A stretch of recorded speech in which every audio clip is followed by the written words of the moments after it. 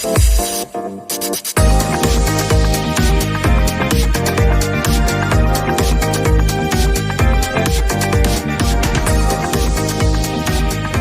selamat pagi teman-teman sekalian. Semangat pagi. Kita jumpa lagi dalam curhat jalanan pagi ini ya. Kita pagi-pagi sudah meluncur ini. Kondisi di luar cukup mendung. Semoga kita nggak ikut-ikutan sendu. Teman-teman, kita mau bicara apa nih pagi ini? Kita lagi banyak kemarin ya berbincang atau kita membaca mengenai pertambangan ya. Jadi semua orang jadi ngeh gitu ya. Jadi paham mengenai pertambangan. Paling tidak menjadi tertarik gitu dan diterpa informasi mengenai pertambangan. Paling akhir adalah mengenai berita tambang di Raja Ampat ya.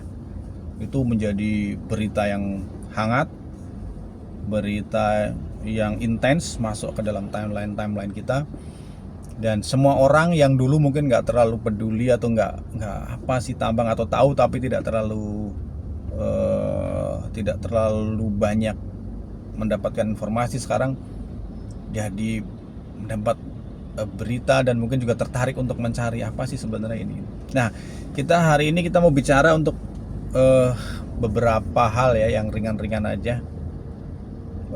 Masih terkait dengan bahasa kan, kita di sini ini ya banyak bicara mengenai bahasa ya. Saya mau bicara sedikit mengenai terminologi yang ada di pertambangan yang mungkin teman-teman baru dengar gitu ya. Ya, yang sedikit saya tahu gitu. Nah, yang pertama ya, saya mau bicara tentang pasca tambang. Nah, ini langsung dari belakang ya. Ini ada filosofinya nih. Jadi sebenarnya kenapa pasca tambang? Pasca tambang itu pasca artinya kan setelah ya. Setelah.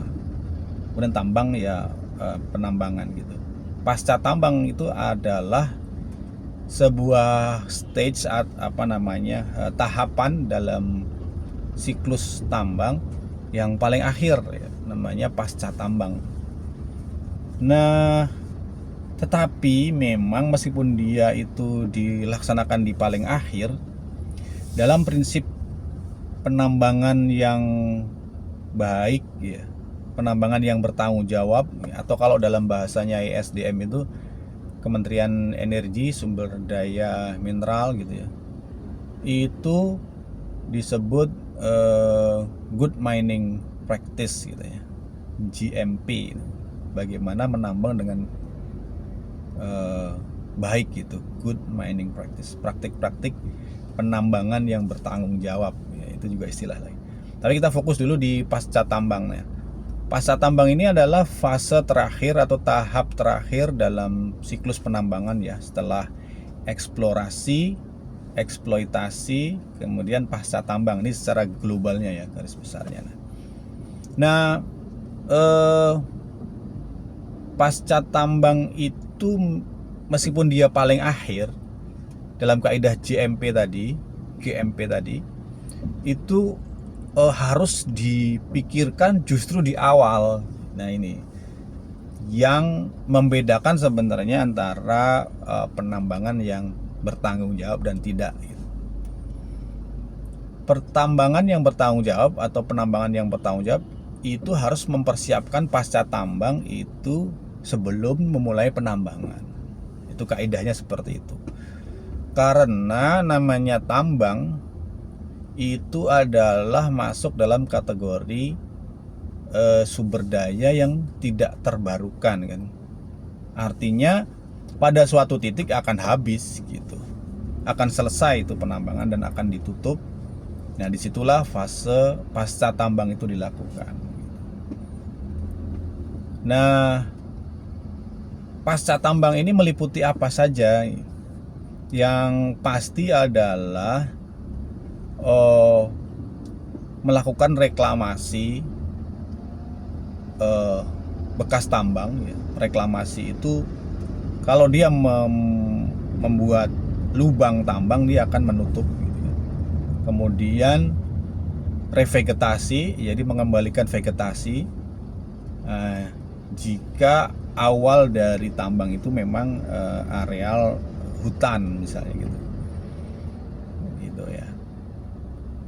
Kemudian selain itu ada lagi aspek-aspek sosialnya, bagaimana masyarakat di sekitar itu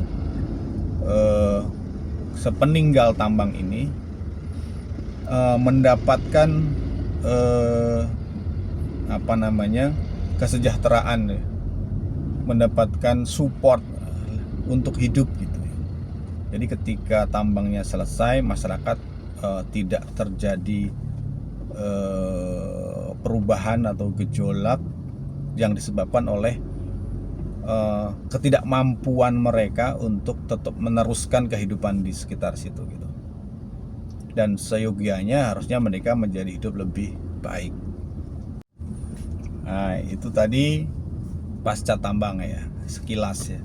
Kemudian ada lagi istilah yang sering kita dengar ya di bahasa atau khasanah perbincangan umum, itu istilah mengeksplorasi sumber daya alam gitu. Kemudian ada lagi mengeksploitasi dan mengeksplorasi. Ini sebenarnya apa bedanya gitu? Kalau di dunia pertambangan, eksplorasi dan eksploitasi ini sangat berbeda ya, sangat berbeda. Karena itu menyangkut aspek teknis gitu. Kalau eksplorasi itu adalah tahap awal untuk melakukan diagnosis ya. Kalau dalam bahasa kedokteran itu melakukan diagnosis. Apakah di dalam areal tersebut itu ada bahan tambangnya atau tidak? Hanya istilahnya melakukan penelitian ya dengan berbagai cara ya. Ada yang pengeboran, ada dengan teknik remote sensing dan seterusnya, yang pada tujuannya adalah mendiagnosis apakah di dalam areal tersebut tuh ada bahan tambangnya atau tidak. Itu eksplorasi. Jadi masih dalam tahap penginderaan gitu, masih dalam tahap kalkulasi nih. Di sini ada berapa depositnya, kalau dia katakanlah batu bara atau minyak ada berapa. Itu eksplorasi. Kemudian eksploitasi ya, kalau di dalam bahasa umum itu punya konotasi negatif ya. Eksploitasi itu kayak mengeksploitasi, kayak menghabiskan atau mendayagunakan dengan maksimal tetap dan tidak mengabaikan hal-hal terkait dengan keberlangsungan, keberlanjutan gitu. Misalnya mengeksploitasi anak gitu, anaknya dieksploitasi untuk masih anak kecil, disuruh bekerja untuk mencari nafkah. Jadi eksploitasi itu terkesan negatif di bahasa umum. Tetapi kalau di pertambangan itu adalah tahap berikutnya setelah eksplorasi. Jadi setelah eksplorasi dan dinyatakan terdapat deposit yang mencukupi dan seterusnya, secara ekonomi skala ekonomisnya bisa ditambang. Nah, proses penambangan itu disebut eksploitasi itu. Nah, ini mungkin bagi beberapa rekan-rekan teman-teman sesuatu yang baru kali ya. Nah, itu tadi eksplorasi dan eksploitasi. Ada lagi istilah yang penting juga ya di dalam dunia tambang, itu revegetasi dan reklamasi. Nah, ini ada reklamasi dan revegetasi. Ini sesuatu yang penting nih di dalam penambangan setelah tadi eksplorasi dan eksploitasi. Jadi reklamasi itu adalah pengembalian material-material yang diambil dari aktivitas penambangan gitu ya. Kalau di dalam tambang batu bara itu ya, karena dia cukup sederhana ya dalam tanda petik ya ini prosesnya. Jadi dia digali lapisan penutupnya, kemudian sampai kepada lapisan batu baranya diambil, kemudian tadi lapisan penutup yang sebelum batu bara itu dikembalikan. Nah itu namanya proses reklamasi. Kalau mau baca mengenai hal ini bisa di bukunya Profesor Irwandi Arif ya, dosen pertambangan ITB. Nah ini bukunya ini. Di situ dijelaskan bagaimana proses penambangan batu bara itu. Ya, salah satunya adalah proses reklamasi ini. Nah proses reklamasi sendiri secara general ada dua hal penting ya. Yang pertama itu penyelamatan tanah subur yang paling atas, itu adalah nama tanah pucuk. Itu adalah kunci dari keberhasilan nanti reklamasi ke depannya. Jadi tanah yang subur di paling atas itu harus diselamatkan, disimpan, karena nanti dia akan ditebarkan lagi di lapisan teratas ya dari reklamasi. Agar apa? Agar tanaman bisa ditanam kembali. Nah, kalau revegetasi itu proses berikutnya ya. Jadi setelah reklamasi dilakukan, bahan galian tadi sudah diambil, kemudian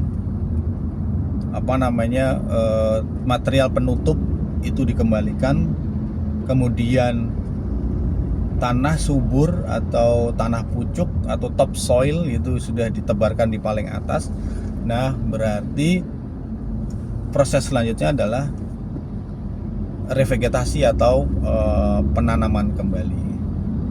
Penanaman kembali ini adalah proses kewajiban yang harus dilakukan oleh perusahaan tambang nih, terutama yang dia bekerja di wilayah hutan. Awalnya hutan gitu kan, kemudian setelah reklamasi ini dilakukan penanaman kembali. Nah, penanaman kembali ini juga dilakukan secara umum itu melalui dua tahap penting ya. Yang pertama adalah penanaman tanaman pionir yang cepat tumbuh, itu untuk membuat iklim kecil ya, kondisi klimatologi, moga-moga saya benar ini istilahnya, iklim di lokasi itu menjadi kondusif kembali ya, untuk hidupnya ekosistem gitu. Jadi tanaman pionir itu ditanam di awal karena dia cepat tumbuh, tapi biasanya cepat mati juga ya. Cepat itu seberapa cepat sih sebenarnya ya, kira-kira katakanlah 5-10 tahun gitu. Jadi tanaman-tanaman ini pada umur 10 tahun dia akan mati dengan sendirinya. Misalnya pohon apa sih? Pohon misalnya sengon gitu ya. Misalnya sengon gitu. Itu dia akan cepat tumbuh, akan menjadi naungan untuk tumbuhnya tanaman-tanaman bawah gitu ya, rumput, perdu dan seterusnya. Nah, pada suatu titik tanaman sengon ini akan mati, dia akan roboh, dia lapuk gitu kan. Nah, pada saat itu kondisi tanah diharapkan sudah sangat kondusif ya untuk tumbuhnya tanaman-tanaman lain gitu. Nah, menjelang habisnya masa tumbuh tanaman pionir ini, dilakukan penyisipan atau reintroduksi tanaman-tanaman asli di daerah tersebut gitu ya. Misalnya di Kalimantan ya ditanam tuh tanaman-tanaman lokal seperti ulin, meranti, dan seterusnya gitu ya. Nah, ini pengetahuan mengenai revegetasi ini penting sekali ya, sehingga ahli-ahli tanaman, ahli-ahli biologi, ahli-ahli